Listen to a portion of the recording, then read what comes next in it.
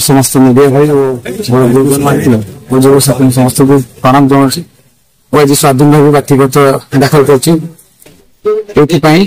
बालीगुटा स्वाभिमान आपण मैंने समस्त जानते समाज सेवा करी समाज सेवा जो लक्ष्य रखी समाज सेवा करी लक्ष्य बालीगुटा अनेक समस्या रही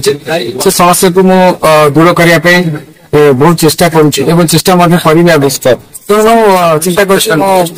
गरीब जनसाधारण पाखे रही सेवा करने प्रस्तुत अच्छे लोक मान भल पाए जो लोक आशीर्वाद जो गोटे मान आशीर्वाद जो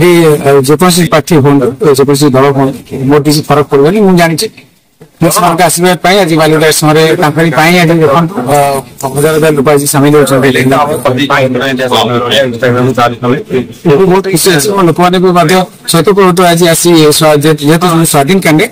आप देखुं भल पाए भल पाए